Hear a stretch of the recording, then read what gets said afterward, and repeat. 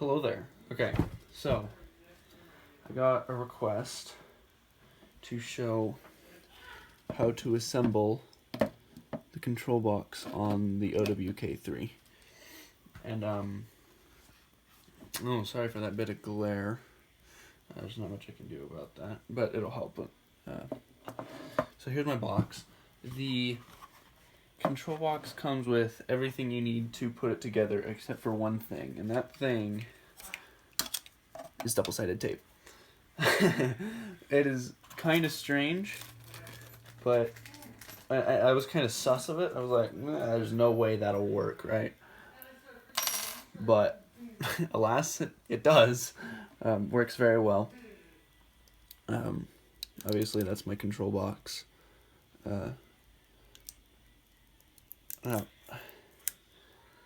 Just peel that off real quick. That's your card. Get the other piece of tape off. Excuse me if I go out of frame for some of this while I just take this apart, because I'm going to take it apart and then show you how to put it back together.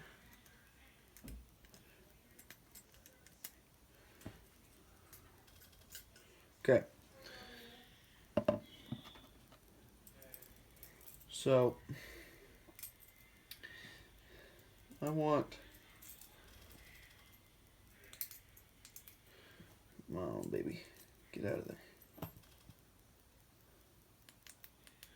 Okay, so the first thing you'll do that I'm not going to undo and redo is you put, see there's this black piece that's important, and then you just slide your PCB, your switch PCB in there, and then you have the switch rocker. So this is what is going to be on top that you click, clickety clackety, very satisfying.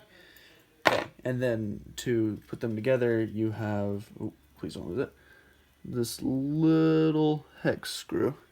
Actually, it's about the size of a Saber Forge, or yeah, maybe it's an Ultra Saber retention screw. Anyway, note that the retention screw in my Oracle's a little different because of an issue. So what you do is you take your PCB inside the black, you put your rocker on top, and then with a little bit of patience, you gotta, oh geez. Oh, don't lose this. For one, don't lose that screw. It's kind of important. You gotta you just screw the rocker on top of the PCB. So,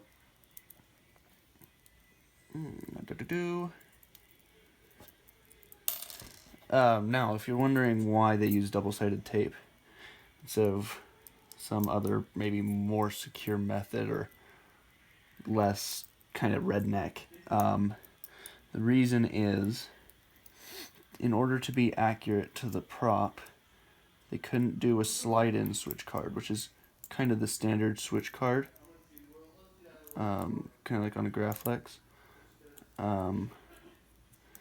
because the switch card needs to be the same width as this black piece.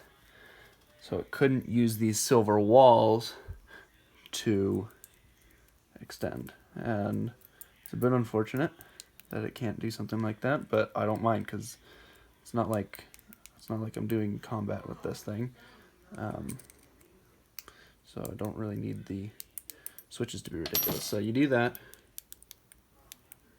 Sorry, I'm getting a low battery warning on my phone. Then slide that in here. It sits a little bit above the end of the control box, as you can see there. And then you just take your Allen wrench,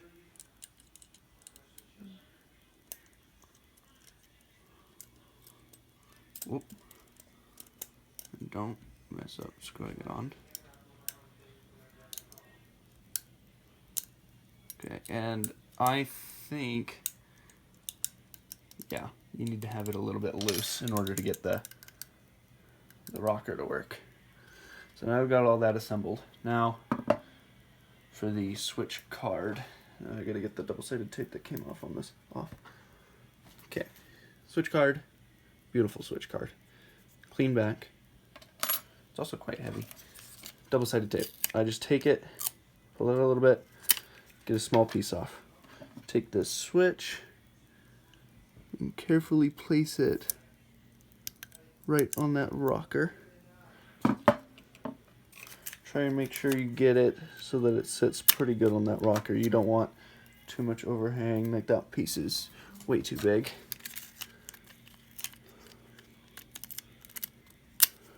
There we go. I'm just gonna stick this little puppy on. And then take your switch card. Make sure you line it up right with the black piece. Bada bing, bada boom. There's your switch assembly for your OWK3. Oh, just look at that thing. Also, I don't know if you guys noticed, but I clocked my pommel in right. If you want to know how to do that, I can show you that too. It was the only thing that wasn't clocked right. Even this gear right here is clocked right, and that's great attention to detail. I think even, let's see,